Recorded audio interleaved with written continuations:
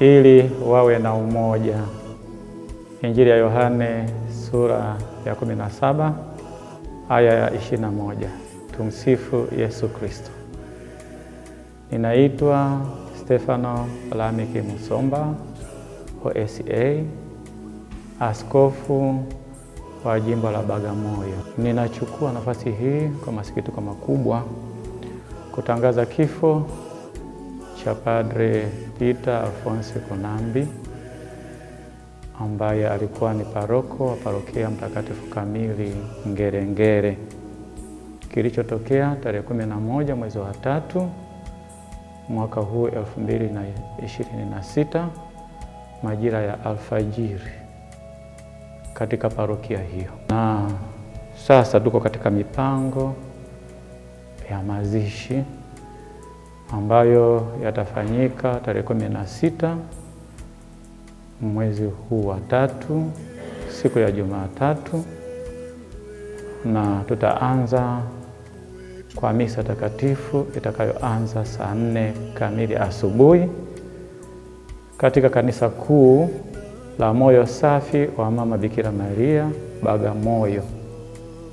Na baada ya misa, Baba Padri atazikwa katika eneo maalum la makaburi ya mapadre ambalo lipo karibu na kanisa hilo, na kwa upande mmoja na grotto la Mama Bikira Maria. Na yeye atakuwa ni padri wa kwanza kuzikwa eneo hilo.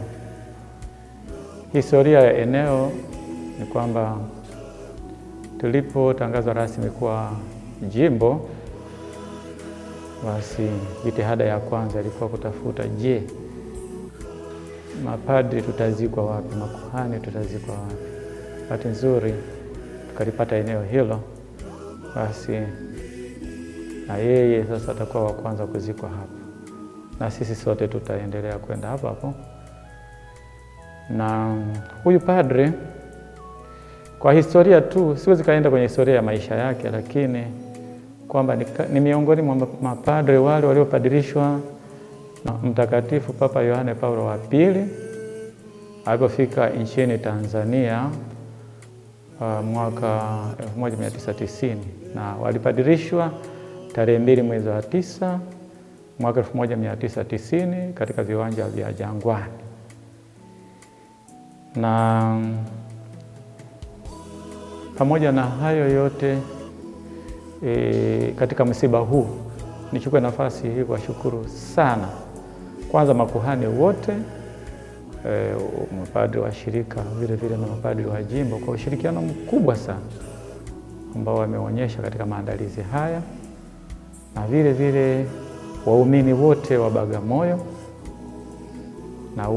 na watu wote wenye mapenzi mema kwa ajili ya kufanikisha mazishi haya. Habari zinawafikia wote hawa ambao wana mapenzi mema. Karibuni kwa ajili ya mazishi ya padri huyo, na vile vile tuendelee kumwombea pumziko la milele. Amefanya kazi kubwa na amepangiwa sehemu nyingi sana za kichungaji, lakini kwa namna pekee mimi wakati naingia jimbo la Bagamoyo, basi nimemkuta katika parokia hii ya Mtakatifu Kamili Ngerengere, kaanza maisha pale.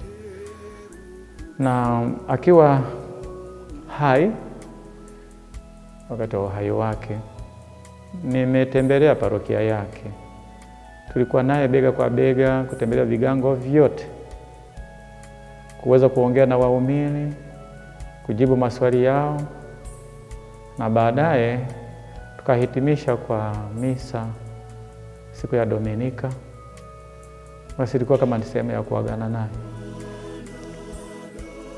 Hatuwezi tukasema lolote zaidi, ila cha kusema tu kwamba mapenzi ya Mungu yatimizwe, na hivi tunaendelea kumwombea pumziko la milele. Raha ya milele mpe Bwana, na mwanga wa milele muangazia, pumzike kwa amani. Amina. Tumsifu Yesu Kristo.